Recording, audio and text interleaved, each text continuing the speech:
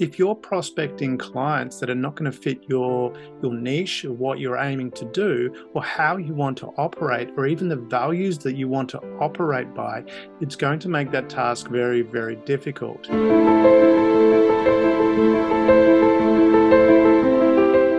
Damien Andrews, NextGen Sales, prospecting, lead generation. This is all rudimentary stuff, really, but it's something that we do struggle with.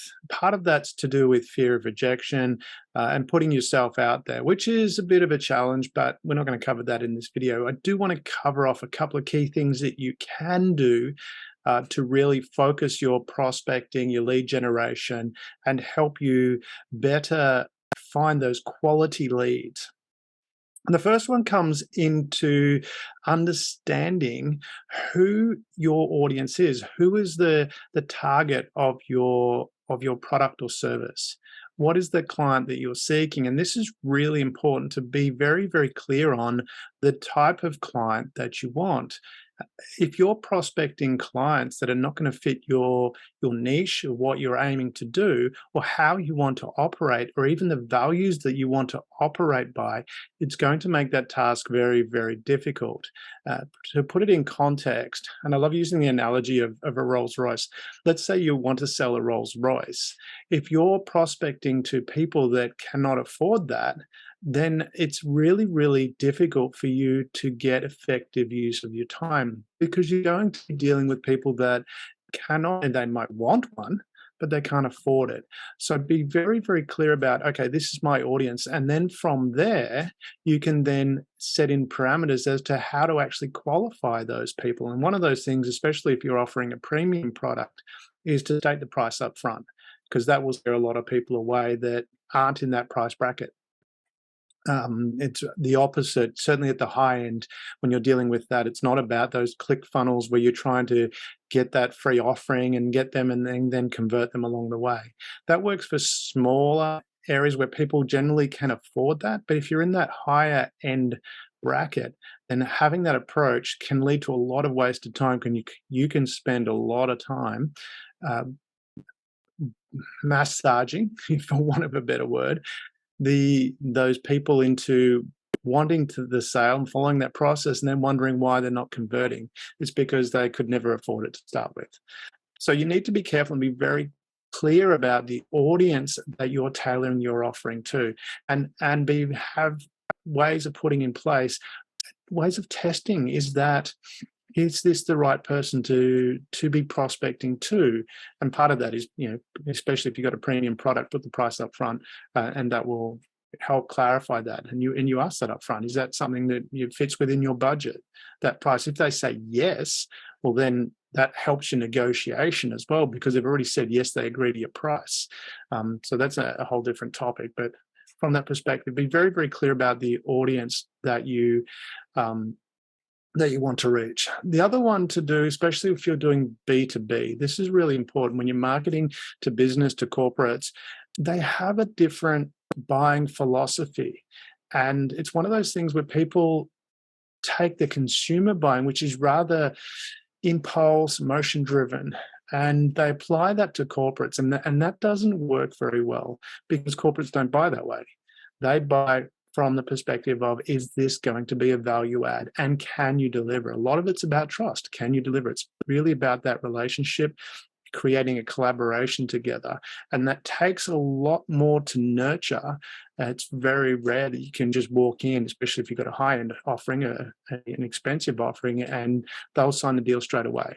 There's a lot of risk involved. If they don't know you, then they've got to build that relationship. And this is where, from that perspective, even when you're prospecting, you've got to build that relationship. And I did that with a number of my clients. It's the same principle that I have applied. And what I would do is, if they had a brochure, it'd be great to use that. If they didn't have a brochure, it doesn't matter. What I would do is I'd write a letter, old school, and print that out. Well, not only that, I'd format the letter so it was kind of a little bit more like a newsletter. So it was a letter format. So I had the addressee and all that at the top, and then the content would be there. But I'd throw a couple of pictures in, and then I'd print it out on high quality paper, and then I'd send that off. Now that stands out. Now again, of course, when you're looking at the lower end value of products, the small, the things that aren't that expensive, this is not a process that you would follow. You could do it as a PDF and send it via email, and I've done that. But you're looking at the higher and higher return products or services that you're offering to follow that method by. But the point of that is what you're doing is you're developing that relationship. And it's similar when you're working at the smaller end as well, but again, a little bit more emotionally driven. But you want to be collecting the emails at that end so that then you can stay in touch and stay in contact with them and build that relationship. It's all about the relationship. Do they trust? At the end of the day, closing a sale is, do they trust you're going to deliver what you say you're going to deliver? Do they feel that? And it is an emotion from that perspective, B2C. From B2B, it's still that feeling. Do they feel that trust? Do they have evidence to support that? And it's a slightly different process, and that's the same when working with professionals as well. So the lawyers, accountants that are looking to become partner, part of what you need to do is go out and prospect and bring in the billables, because that's a big part of whether you'll make partner or not, is how many billables you can bring in. And that relationship, and this is where that prospecting is about, building that relationship. So your email CRM is really, really critical, building that up so that you can then contact them and be in touch with them on a regular basis, not every day. Don't do it every, I've done that, don't do that. Don't do it every day. But you want to be in touch regularly, and we'll get into the content of what that is in a minute. But so have an email marketing campaign planned out, and it's regular contact, and to build that trust in the relationship. The other thing is that you want to make sure, and this is that third part I was talking about there, is making sure that you have high quality content. What do we mean by that? Well, what I mean by that is that you have things that are going to offer them value and show that you can deliver. And part of that, so normally if I was writing a letter to someone, I would write it out and say, well, this is, this is what we've done. This is an example of what we've just achieved. Similar result for a client that is in that similar case from your perspective. And again, you're adding into the sales component there of them missing out because we've done this for this other client. They've got that result and you don't. So implying that, don't say that as bluntly as that, but you put that into the letter. But you're offering some sort of value, some sort of information that's going to be of value to them.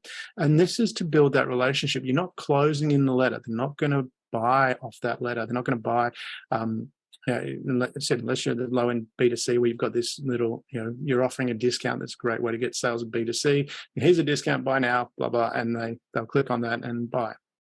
Bigger offerings, different process. It's about building that relationship, so you're not closing in that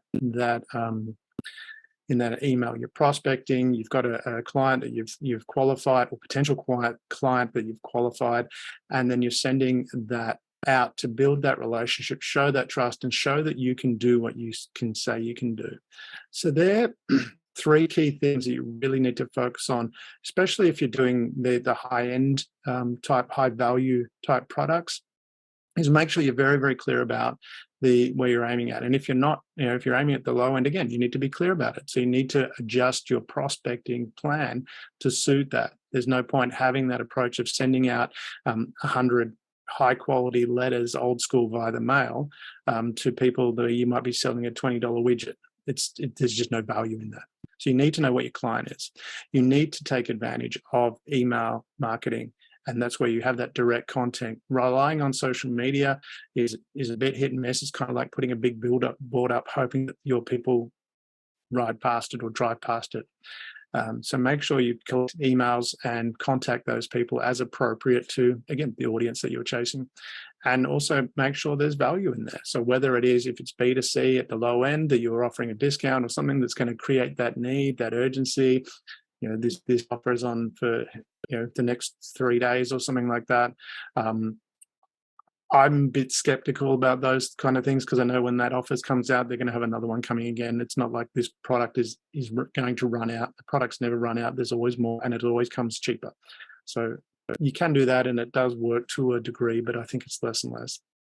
And at the high end, you really want to be offering that information that shows that you can do what you can say you do. So there's some key areas in adding some value to your prospecting, being really, really clear on how you prospect and using your time really well in prospecting, because a large part of your sales success will be about how well you prospect, lead generation, and business development. It's a big part of the success in your sales. Probably a big part why a lot of people don't succeed in sales is because they don't do that component. But that's a really, really important part. So take those two parts away. This is Damien Andrews, NextGen Sales.